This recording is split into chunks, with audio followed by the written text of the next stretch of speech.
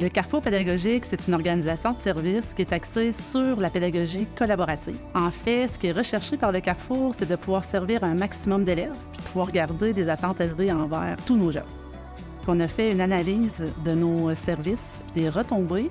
En même temps, on a regardé les besoins qui étaient comblés, les besoins qui restaient à combler, qu'on devait vraiment faire un revirement de situation, revoir les mandats de nos gens qui sont axés sur le soutien aux élèves. Puis, c'est à ce moment-là qu'en comité EHDA, qu'on a fait toute la redistribution de nos ressources, puis qu'on s'est assuré, en fait, de pouvoir trouver un lieu, puis de pouvoir dispenser les meilleures pratiques possibles.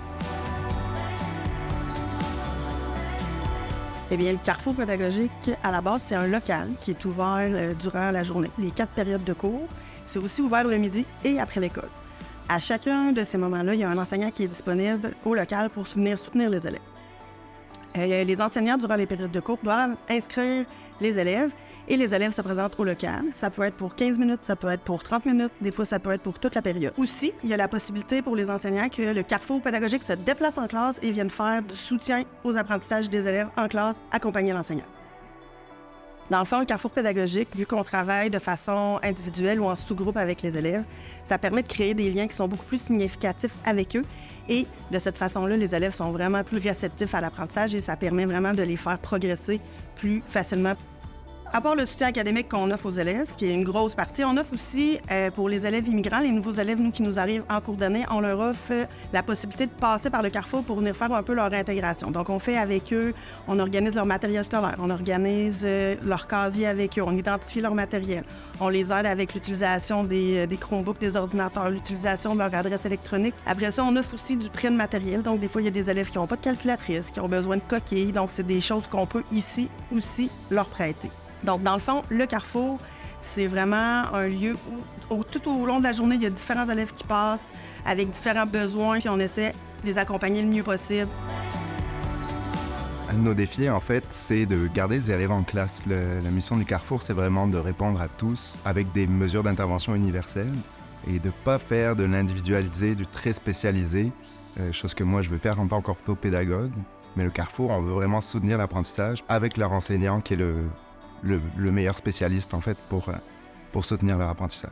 Mais il y a bien des fois où on permet à l'enseignant en classe d'être dans ces mesures universelles parce qu'il y a un groupe qui vient ici. Puis oui, on va quand même travailler avec des sous-groupes sur des points spécifiques dans le moment présent, ponctuellement.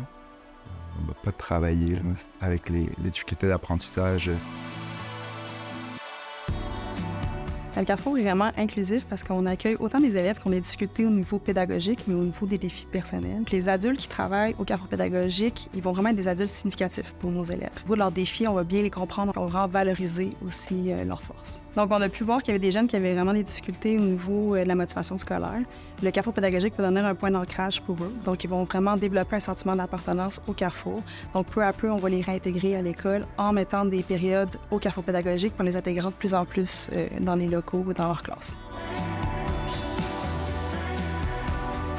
Les retombées du Carrefour pédagogique chez mes élèves, on voit vraiment une augmentation de la motivation puis de l'engagement dans la tâche pédagogique. Pourquoi? Parce que les élèves, quand ils viennent au Carrefour, parfois ils vont travailler avec un autre enseignant qui va leur enseigner différemment la notion qu'on a ciblée, ou parfois c'est un enseignant avec qui ils ont un meilleur lien ou avec qui ils aiment travailler. J'observe aussi que pour certains élèves, le Carrefour devient un choix aussi. Là. Ils peuvent avoir un certain contrôle sur dans quel climat d'apprentissage ils veulent travailler certaines notions. Donc, parfois, ils vont faire la demande, est-ce que je pourrais aller travailler au Carrefour pour ce travail-là? Sinon, moi, je vois vraiment un avantage au niveau pédagogique pour travailler avec nos élèves en difficulté. D'avoir le Carrefour, ça nous permet parfois de modifier un peu la composition de notre classe. En envoyant certains élèves travailler en sous-groupe au Carrefour, on réduit le nombre d'élèves en classe avec qui on peut travailler de manière plus intensive. Donc, à ce niveau-là, c'est certain qu'il y a des gains là, pour nos élèves. En fait, là, ce qui a changé depuis l'instauration du Carrefour à l'école, on a vraiment vu un changement dans la pédagogie là, de plusieurs enseignants. Un élève, des fois, qui avait des manifestations comportementales qui pouvaient l'amener à être retiré de classe, qui était en mesure de retrait à ce moment-là. L'enseignant peut voir différemment son besoin puis y répondre en le référant au Carrefour, peut-être pour une période, de manière préventive, en sachant que c'est un moment dans la journée où c'est plus difficile pour lui. Bien, on y va de manière préventive pour éviter des mesures de retrait. Puis concrètement, on a vraiment vu les retombées positives. Le lien qu'on a vu qui s'est créé entre des enseignants ressources puis des élèves, on n'aura jamais assez d'adultes significatifs dans nos vies. Puis les enseignants ressources ont été des adultes significatifs dans la vie de plusieurs élèves qu'on a vus. Ils se sont référés à eux. Puis leur rôle aussi d'agent multiplicateur, tant au niveau des pratiques pédagogiques que la formation continue qu'ils vont pouvoir avoir, puis pouvoir après ça le transmettre à l'équipe école. C'est là qu'on veut aller l'année prochaine.